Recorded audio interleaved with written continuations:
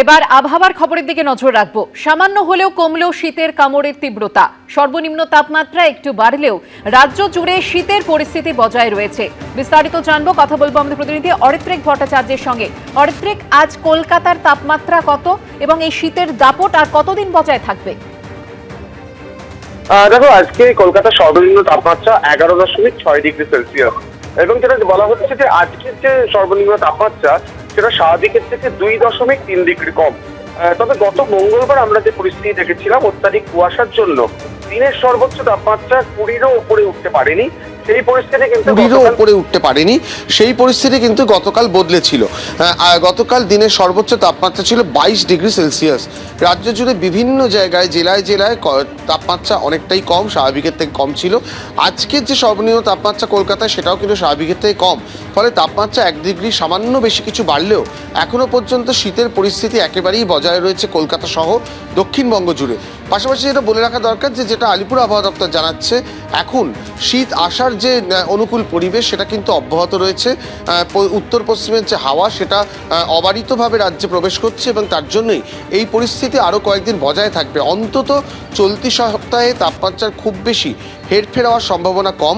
সর্বনিম্ন তাপমাত্রা কলকাতায় 11 ডিগ্রি আশেপাশে থাকবে, বিভিন্ন জেলায় তার থেকে কিছুটা কম থাকবে। তার পরবর্তী সময় 10-11 তারিখ বা 12 তারিখের পরে পরিস্থিতি সামান্য বদল ঘটতে পারে। তবে এই যে শীতের পরিস্থিতি যেটা এখনও পর্যন্ত বজায় রয়েছে তা কিন্তু অব্যাহত থাকবে। আমরা চলতি মরশুমে দেখেছি বেশ কয়েকটি পর্যায়ে ভালো ঠান্ডা পড়েছে দক্ষিণবঙ্গ থেকে উত্তরবঙ্গ সর্বোচ্চ। গত মঙ্গলবারই 10-এর ঘরে নেমে গিয়েছিল তাপমাত্রা, কালকেও তা অব্যাহত ছিল, যেটা গত 10-12 বছরে কিন্তু এতটা কলকাতার তাপমাত্রা নামেনি।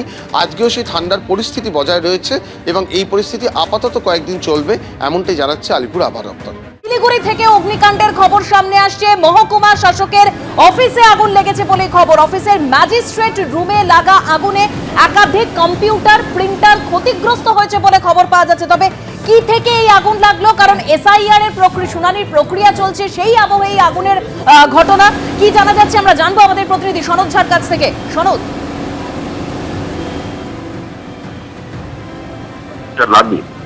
এবং যখন আগুন লাগে, আগুন এসডি অফিস বন্ধ ছিল এবং এটা হচ্ছে রেজিস্ট্রেটের অফিস, অর্থাৎ যে কনফারেন্স রুমের পাশের রুমে আগুন লেগেছে, যেখানে প্রচুর কম্পিউটার প্রিন্টার এবং এসআইআর এ যে সমস্ত যন্ত্রপাতি ব্যবহার হয়েছে প্রাথমিকভাবে যেটা অনুমান করা হচ্ছে, কারণ পুরো এসডিও অফিস সেই সময় বন্ধ ছিল।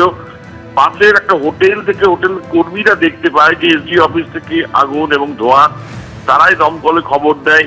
তারপরে দমকল প্রায় 40 মিনিট চেষ্টায় আগুন নিয়ন্ত্রণে নিয়ে আসে। এসডিও পরে আসেন এবং যেটা কি নষ্ট হয়েছে এখনো পর্যন্ত এসডিও সরকারিভাবে জানাননি। তবে যেটা জানা গেছে যে প্রচুর ল্যাপটপ, তারপর হার্ড ডিস্ক নষ্ট হয়েছে, প্রিন্টার নষ্ট হয়েছে। এই এসডিও অফিসেই কিন্তু এসআইআর পর্বের যে শুনানি চলছে, প্রচুর ডকুমেন্ট রয়েছে। এসআইআর আবহে এই যে বিল্ডিংটা এসডিও অফিস, এটাও কিন্তু খুব নতুন, খুব পুরনো বিল্ডিং নয়। এটা উত্তরবঙ্গ উন্নয়ন দপ্তরের অফিস ছিল এক সময়। এই যে বিশেষ করে বিদ্যুৎ সঞ্চার ব্যবস্থা, সেটাও কিন্তু খুব পুরনো নয় যে যে কোনো লোড পড়লে সেটা কিন্তু একটা এমসিবি নেমে বিদ্যুৎ বিচ্ছিন্ন হয়ে যাওয়ার কথা। আধুনিক যে সমস্ত বিদ্যুৎ সিস্টেম রয়েছে এগুলো রয়েছে, স্বাভাবিকভাবে এই বিষয়গুলো কিন্তু নয় যে এসআইআর আবহে যে ডকুমেন্ট নষ্ট করা, একটা এই অভিযোগগুলো উঠছে।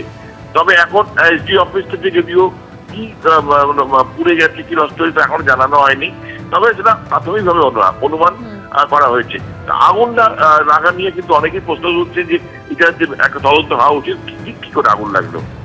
ধন্যবাদ সনদ।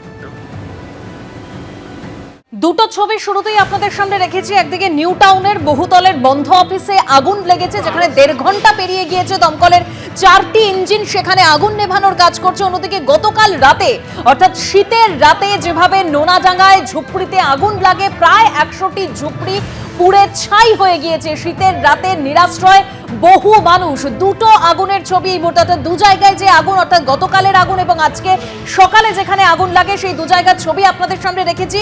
এবং দুই জায়গায় আগুনের এই পরিস্থিতি নিয়ে আমরা কথা বলবো। আমাদের সঙ্গে দুই প্রতিনিধি রয়েছেন, একদিকে সুকান্ত মুখোপাধ্যায় রয়েছেন, অন্যদিকে ব্রতদীপ ভট্টাচার্য রয়েছেন। তবে শুরুতেই ব্রতদীপের কাছে যাব।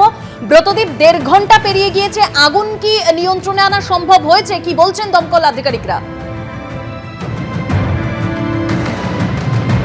দেখো, এখনো পর্যন্ত কিন্তু আগুনকে নিয়ন্ত্রণে আনা সম্ভব হয়নি। দমকলের কর্মীরা তারা আপ্রাণ চেষ্টা চালিয়ে যাচ্ছেন যে এই আগুনকে নিয়ন্ত্রণে কিভাবে আনা যায়। এই যে থাকদারি রোড, এই থাকদারি রোডে সিনার্জি নামে এই বহুতল, এবং এই বহুতলে একাধিক তথ্য প্রযুক্তি সংস্থার অফিস ছিল।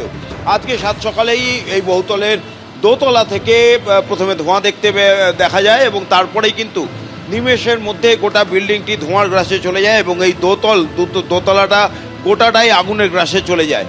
দেখতেই পাচ্ছ যে ধোঁয়ায় গোটা বিল্ডিংটি ঢেকে গিয়েছিল। দমকল কর্মীরা তারা কোনোভাবেই যেখানে আগুন লেগেছে সেখানে পৌঁছাতে পারছিলেন না। তারপর তারা কাঁচ ভেঙে ধোঁয়া বের করেন এবং কাঁচ ভাঙার সঙ্গে সঙ্গেই কিন্তু আগুনের লেলিহান শিখা সেই দোতলের ওপর থেকে ঠিকরে বাইরে বেরিয়ে আসতে শুরু করে। দমকলের 4টে ইঞ্জিন এই মুহূর্তে এখানে তারা কাজ করছেন। গোটা এই বিল্ডিংটির যে দোতলাটা সেটা দাউ দাউ করে জ্বলছে। আমরা এই মুহূর্তে সামনের দিকে রয়েছি। সামনের দিকে যা পরিস্থিতি দেখছো, পিছনের দিকে এবং পাশের দিকে একই রকম পরিস্থিতি। চারিদিক দিয়ে দমকল কর্মীরা তারা জল দিয়ে আগুনটাকে নিয়ন্ত্রণে আনার চেষ্টা করছেন, কিন্তু কোনোভাবেই এই বিধ্বংসী আগুনকে বাগে আনা যাচ্ছে না। যেটা আশঙ্কা করা হচ্ছে যে এই দোতলায় যেখানে আগুন লেগেছে ভিতরে অনেক দাহ্য পদার্থ ছিল, যার কারণে আগুন এরকম দানবিক আকার ধারণ করেছে। নিমেষের মধ্যেই গোটা দোতলাটা কিন্তু গ্রাস করে নিয়েছে আগুন এবং দমকল কর্মীরা যতই জল দিয়ে আগুনকে নিয়ন্ত্রণে আনার চেষ্টা করছেন ততই কিন্তু আগুনের আকার আয়তন যেন বেড়েই চলেছে। তারা আপ্রাণ চেষ্টা চালিয়ে যাচ্ছেন যে যাতে কোনোভাবে দোতলা থেকে আগুন অন্য ফ্লোরে, অন্য তলায় না ছড়িয়ে পড়তে পারে, কিন্তু সেই আশঙ্কা প্রবল রয়েছে। কারণ গোটা এই বিল্ডিংটি কাঁচে ঘেরা এবং কাঁচে ঘেরা থাকার ফলে আগুন এবং ধোঁয়া সেখান থেকে বেরোতে পারছিল না। দীর্ঘক্ষণ ধরে দাউ দাউ করে জ্বলতে থাকে সে আগুন এবং দমকল কর্মীরাও তারাও কোনোভাবেই বিল্ডিংয়ের যে দোতলায় সেখানে প্রবেশ করতে পারছিলেন না। এরপর অবশেষে বাইরে থেকে কাঁচ ভেঙে তারা ভিতরে জল দেওয়ার চেষ্টা চালিয়ে যাচ্ছেন। এখনও দেখতে পাচ্ছ 4টে দমকলের ইঞ্জিন তারা এখানে ঘটনাস্থলে এই আগুন নিয়ন্ত্রণের চেষ্টা চালিয়ে যাচ্ছেন। এখনও পর্যন্ত কিন্তু এই আগুনকে নিয়ন্ত্রণে আনা সম্ভব হয়নি, আর সেটাই কিন্তু দুশ্চিন্তার কারণ হয়ে দাঁড়াচ্ছে। কারণ শুধু এই বিল্ডিংটি নয়, আশপাশে বসতি রয়েছে, প্রচুর বাড়ি রয়েছে, এই বিল্ডিং লাগোয়া একাধিক বাড়ি রয়েছে। যদি আগুনকে নিয়ন্ত্রণ না করা যায় তাহলে কিন্তু আশপাশে ছড়িয়ে পড়ার একটা আশঙ্কা রয়েছে, আশপাশের বাড়িতেও ছড়িয়ে পড়ার আশঙ্কা রয়েছে। শুধু তাই নয়, এই যে বিল্ডিংয়ের অন্য ফ্লোরগুলি রয়েছে অর্থাৎ উপরের দিকেও কিন্তু আগুন উঠে যাওয়ার আশঙ্কা রয়েছে। তাই দমকল কর্মীরা তারা এখন চেষ্টা করছেন যে আগুন যাতে যে বিল্ডিংয়ে লেগেছে তার বাইরে না ছড়ায়, তার মধ্যেই কনফাইন রাখা যায় আগুনটাকে। কিন্তু যেভাবে আগুন ক্রমশ তার আকার আয়তন বাড়িয়ে চলেছে, যত সময় গড়াচ্ছে আগুনের আয়তন কিন্তু বাড়ছে, সেটা দানবিক আকার ধারণ করছে। এখন সেই জন্য দমকল কর্মীরা প্রাথমিকভাবে সামনের দিকের কাঁচ ভেঙে সেখানে জল দেওয়ার চেষ্টা চালাচ্ছেন। কিন্তু আমরা যতক্ষণ ধরে দেখছি তারা একদিকে জল দিলে অন্য দিক দিয়ে কিন্তু আগুনের লেলিহান শিখা ঠিকরে বেরোতে শুরু করছে। অত্যন্ত ভয়াবহ পরিস্থিতি। দমকল কর্মীরা তারা চেষ্টা চালিয়ে যাচ্ছেন কোনোভাবে দোতলায় যেখানে আগুন লেগেছে সেখানে যাতে পৌঁছানো যায় এবং সেইখানে পৌঁছাতে পারলে তবেই কিন্তু এই আগুনকে পুরোপুরিভাবে নিয়ন্ত্রণ করা সম্ভব। থাকদারি রোড, আমার ক্যামেরায় সহকর্মী অভিজিৎকে একটু দেখাতে বলছি। এই যে বহুতল, এই বহুতলটির নাম সিনার্জি।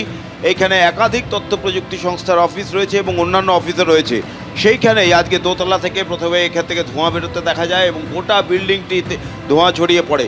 তারপরেই দেখা যায় যে বিধ্বংসী আগুন এই দোতলার ভিতর থেকে ঠিকরে বেরোচ্ছে। দমকল কর্মীরা আসেন, কিন্তু দমকল কর্মীরাও দীর্ঘক্ষণ তারা কিন্তু এই আগুনের ভিতরে যে উচ্চস্থল সেখানে পৌঁছতে পারেনি। আমি ক্যামেরাম্যান সহকর্মী, তুমি আমাদের সঙ্গে থাকো। যে ছবি আমরা দেখতে পাচ্ছি, দোতলায় কিন্তু কাঁচ ভাঙা হয়েছে এবং সেখান দিয়ে জল দেওয়ার চেষ্টা করছেন দমকল কর্মীরা।